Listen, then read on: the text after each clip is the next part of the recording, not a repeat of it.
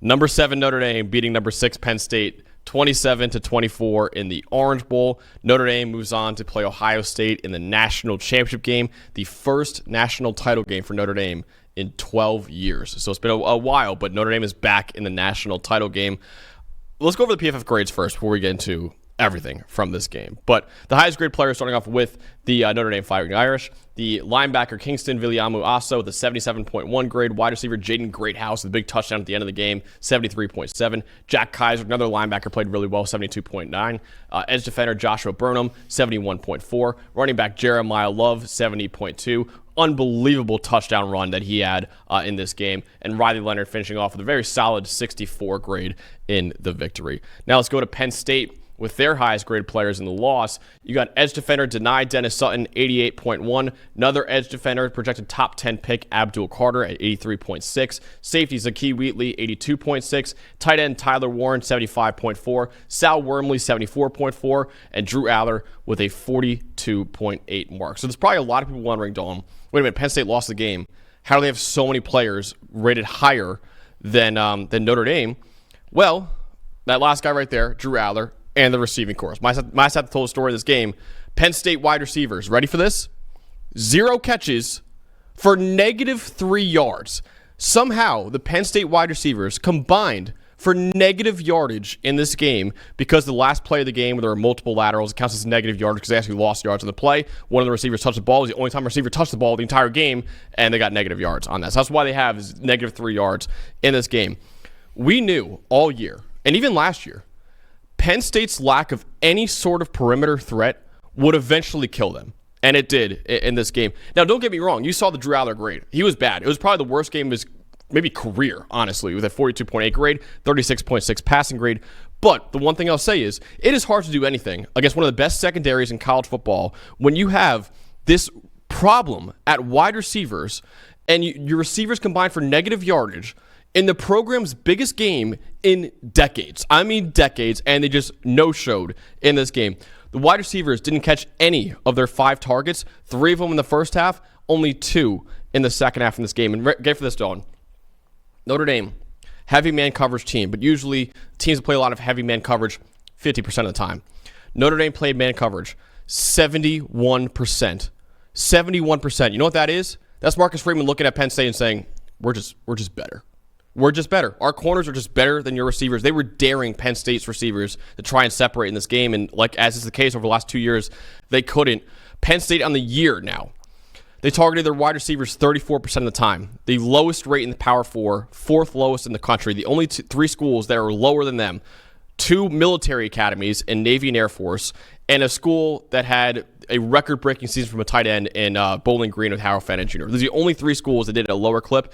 And over the last 2 years, lowest in the Power 4 and 4th lowest in the country, again, behind those 3 schools at 40.5%.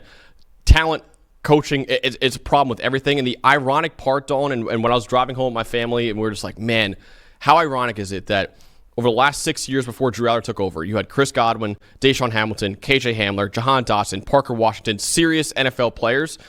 They never had a quarterback with serious NFL potential. Now they do in Drew Allar, and all of a sudden they have nothing at wide receiver. So I'm worried. And listen, I think Drew Allar's coming back to school, but you're not having Tyler Warren, the John Mackey Award winner next year. I'm seriously worried about Drew Allar next year because we just saw Carson Beck, who everyone thought was a projected top 10 pick in the NFL draft. We had a great year last year with Brock Bowers and Ladd McConkey, especially Brock Bowers, which you compare to Tyler Warren for Drew Allar this year. What is it going to look like next year? Without Tyler Warren, you still are having a problem at wide receiver. We saw Carson Beck get his stock torpedoed by an underwhelming receiving core, and he has to come back to school. Actually, not even come back. He goes to Miami now. Drew Allar, I could see also having a major bad year next year just because this receiving core. It looks like it's going to get worse, and I'm really worried about Drew Allar next year in terms of this receiving core. So, sad to tell the story. Penn State, 0 catches and -3 yards for their wide receivers. And I want to focus on a point that you made about Notre Dame and all the man coverage. I think they've proven to us at this point. Now, they haven't gone through the playoff playing gauntlets of receiving cores. Indiana's is good, but they don't have a boatload of speed. They're kind of a bunch of possession receivers. Georgia, we know what their passing game looks like, especially with Gunnar Stockton. And now this group that didn't have a single catch throughout the game. But I think we can confidently say Notre Dame is the best man coverage team in the country. Now, Penn State also sticks to their guns. They run it a good amount. They mix in a little more zone than Notre Dame does. But I think the story for me is watching these two offenses and watching how the two quarterbacks performed against that man coverage. And I'll start with Allar because there are times when if a guy's wide receivers are playing so bad that day that I will lay off the quarterback and go, okay, there was just, you didn't have a shot. Drew Allar had chances in this game. He did. And Definitely. That's even throwing to Warren and Singleton and Allen and the other weapons that's pretty much all that was available to him. Against man coverage, 9 of 17, 110 yards, 2 interceptions, 1 big-time throw, 2 turnover-worthy plays. Actually, I think only 1 interception official. I think I left the Jack Kaiser one in there that got called back on a questionable PI.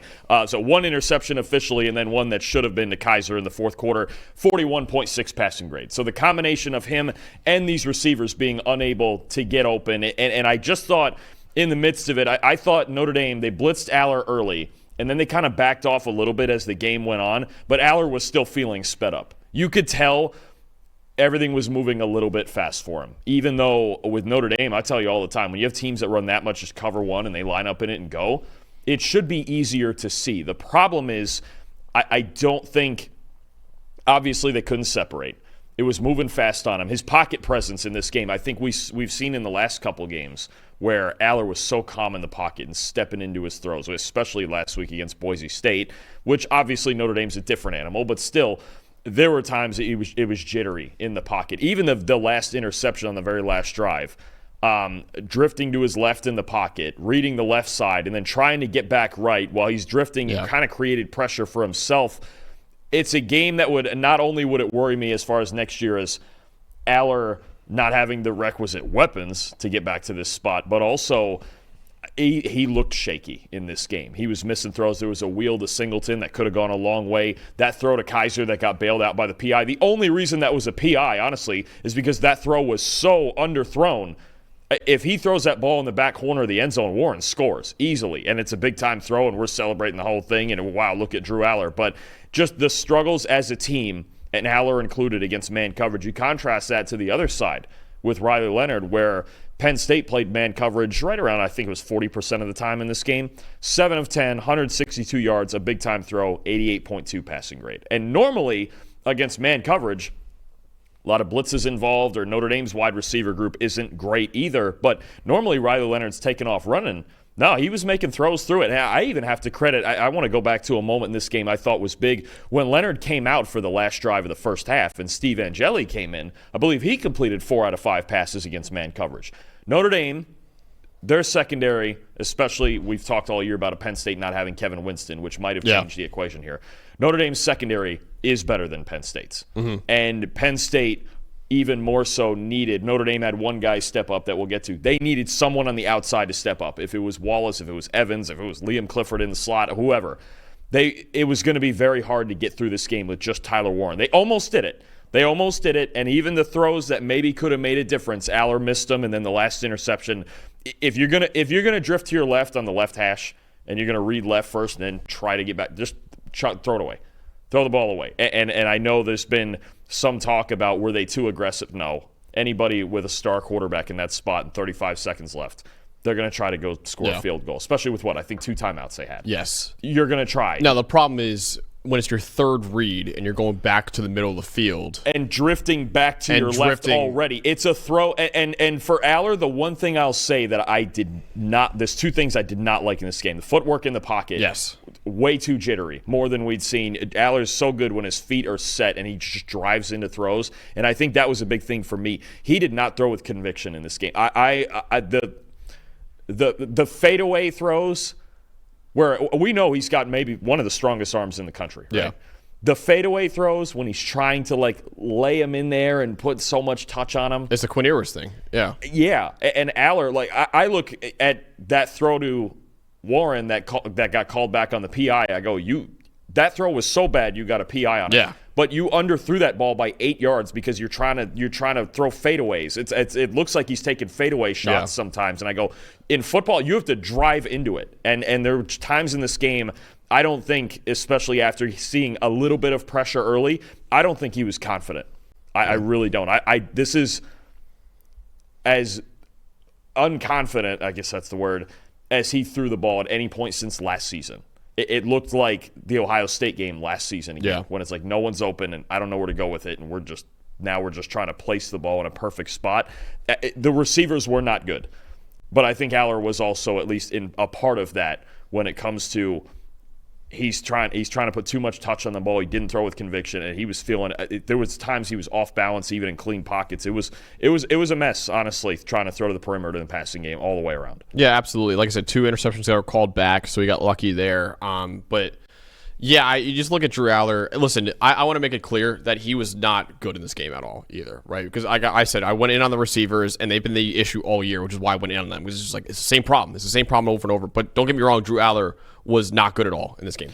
And credit to Notre Dame, and I'll tell you what, they stayed in it. Look, Penn State, they ran the ball well in this game.